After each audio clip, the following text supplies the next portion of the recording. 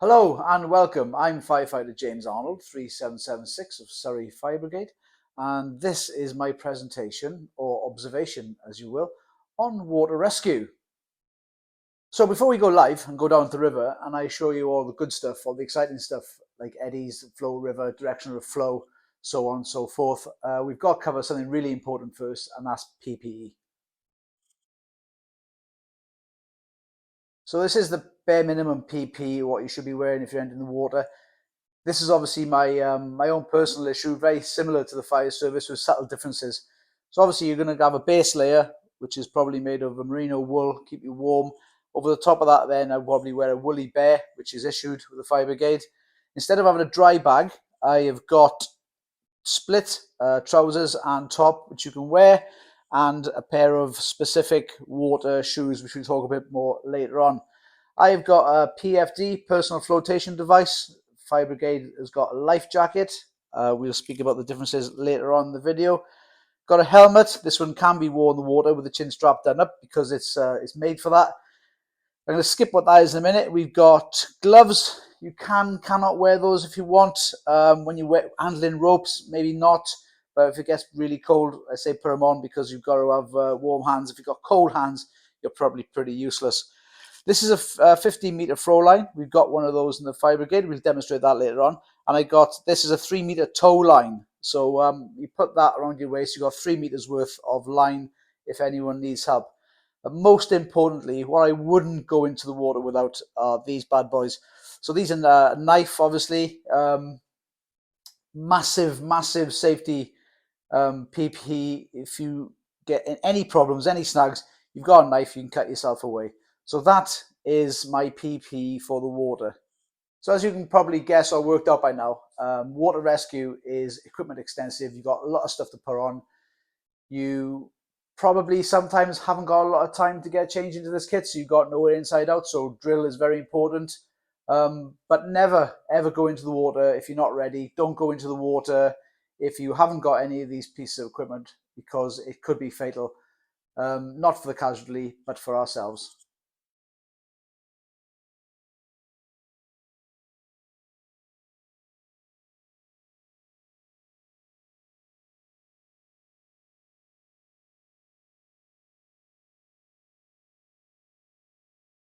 Without further ado, here's a quick rundown of how to get dressed.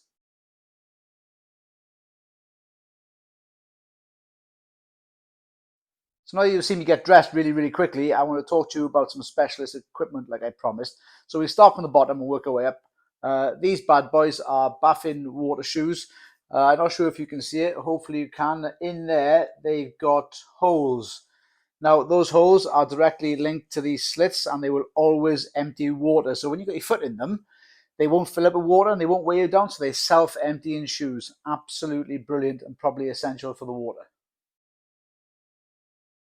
So the next bit of specialist kit we got is the throw line. So we carry these on the appliance. This one is a 15-meter rescue throw line, 11 millimeters floating PPE line with a static braking strength of 10 kilonewtons. How many kilograms is that? I will give you a demonstration how to use this whilst we're on the water. Brilliant bit of kit. Lastly, and probably the most important, is the PFD. This is a personal flotation device. It's not a life jacket. Can you tell me now what the difference between a PFD and a life jacket is? I'll give you 10 seconds.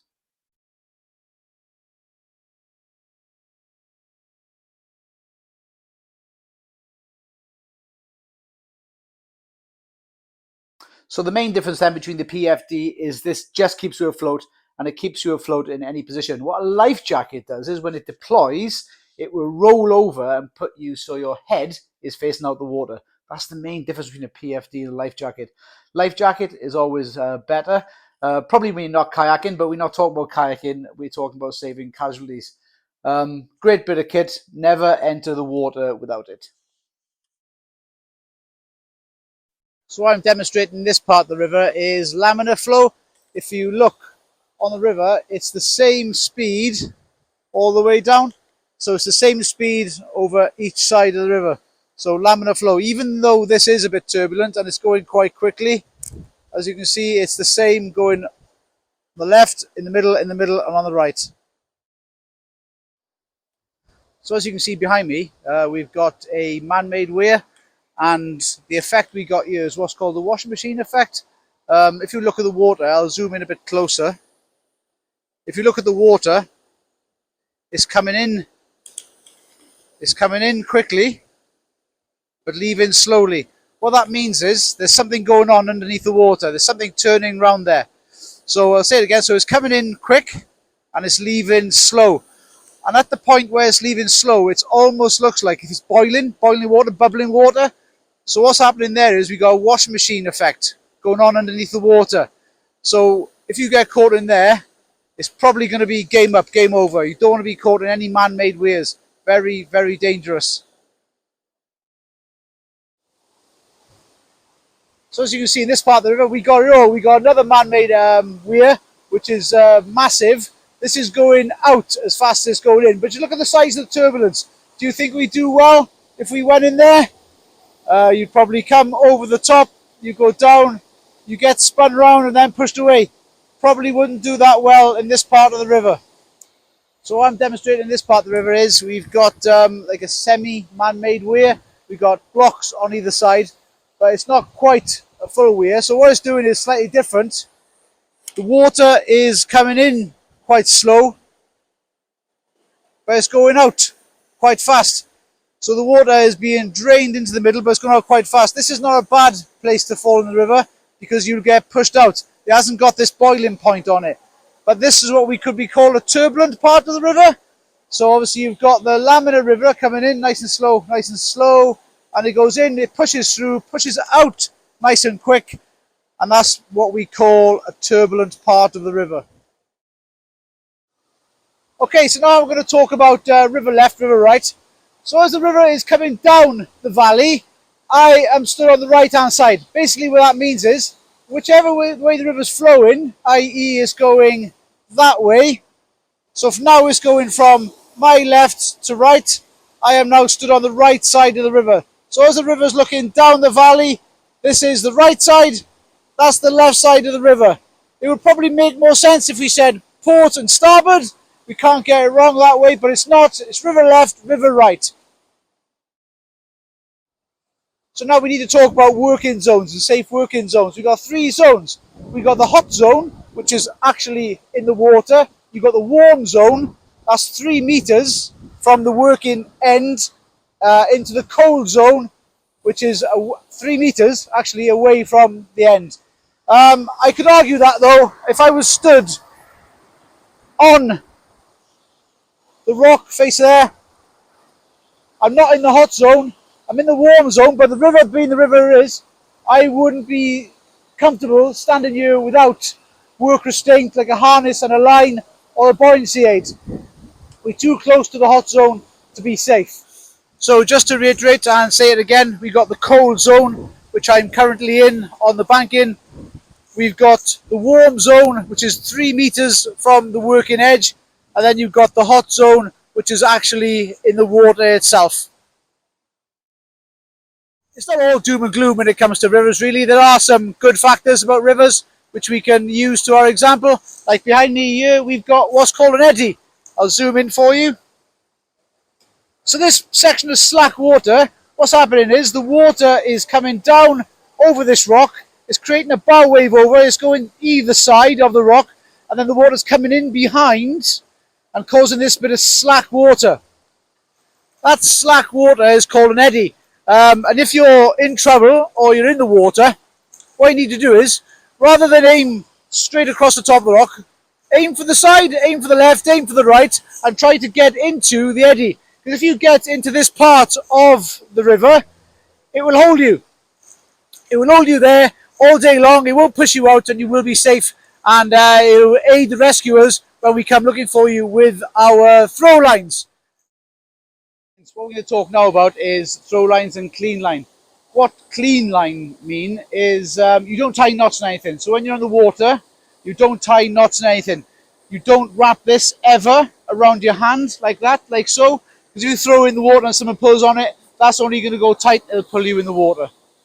We haven't got a casualty today, but what I want you to look at is when I bring the throw line in, I'm not pulling it so my hand is overthrow. My hand goes over the top and it makes like a half bar. So you pull it and you pull it, giving that sort of motion, so you give strength. But like I said, you never wrap it around your hand. That's as far as you go to get strength on the throw line. So I've got good purchase of the throw bag, I got good grip, I'm on a strong position, and I throw it into the throw like so. What I can do now is I can do one or two things. I can let the casualty hold on to the rope, and I can let him go down and bring him round into my side of the river, or I can pull it straight away. If the first throw is not successful and you don't get the casualty, instead of winding it all up and doing it again, which I haven't got time for, a quick trick is to fill it up with water at the bank's edge.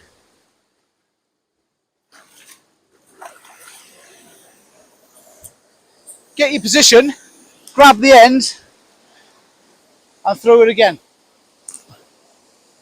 You still got a good 5-6 meters out of that, and pull it in, hand over hand quickly.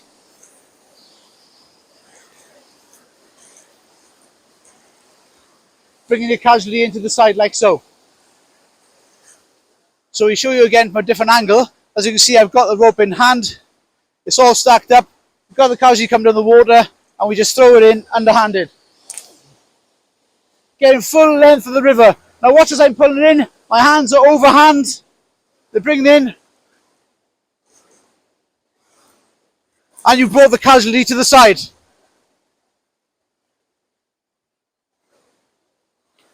Once again, if you've missed the casualty, you can just grab the bag out of the water. It's got some water left in it, and you can just give it a second try.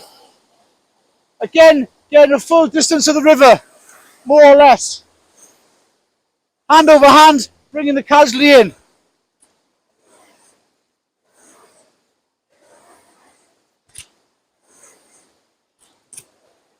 To the riverbank, like so. So that covers our throwback tutorial. It's nice and simple. However, you need to drill because you need to practice that throw. You need to practice that grip. So obviously the rivers I've shown you, demonstrated and taught you about are all quite extreme. They're in Wales. They're quite big, they're quite nasty, and if you fall in, you probably get knocked unconscious and you just get pushed on the rivers. And we're looking to deal with body recovery rather than casualty recovery. So in Egham, where I work, we haven't got rivers like that in Wales. We've got the River Thames, nice and calm, nice and flat, but it's got its own problems.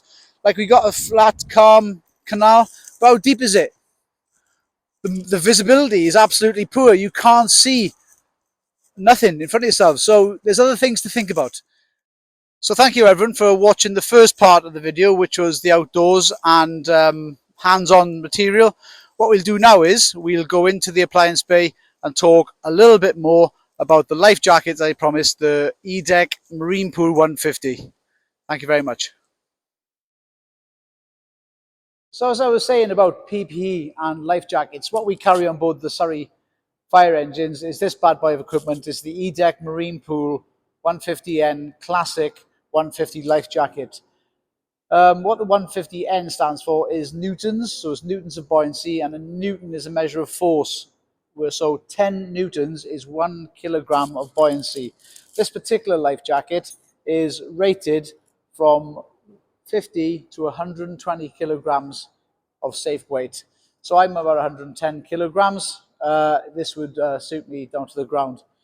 So this life jacket then has got two methods of inflation. It's got automatic and manual. It's got 33 grams of a CO2 gas cylinder inside, and what it does is, as soon as it hits the water, it will inflate. If you get beforehand, or you can pull the yellow toggery, that same 33 grams of CO2 will release the inner sleeve, which is yellow, and you can open it up and see it there. So this life jacket then is made up of hard-working 420 denier polyamide with polyurethane outer, and on the inside is thermoplastic polyurethane for a bit more toughened strength.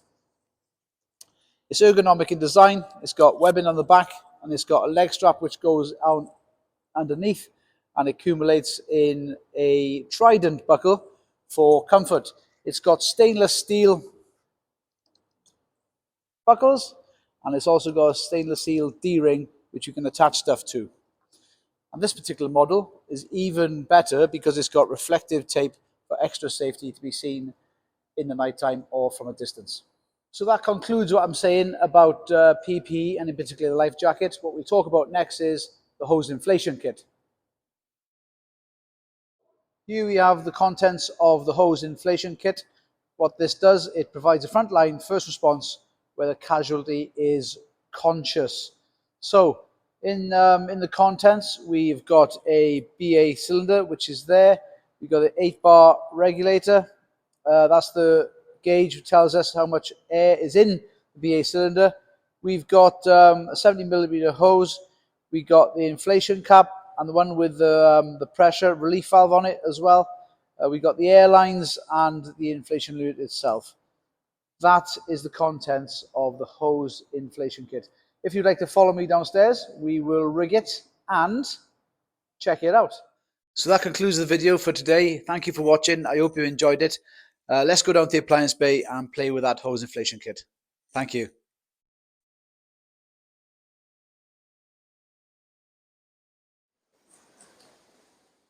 So obviously this is how you pull the rope in, hand over hand. Brilliant. Fucking stop it.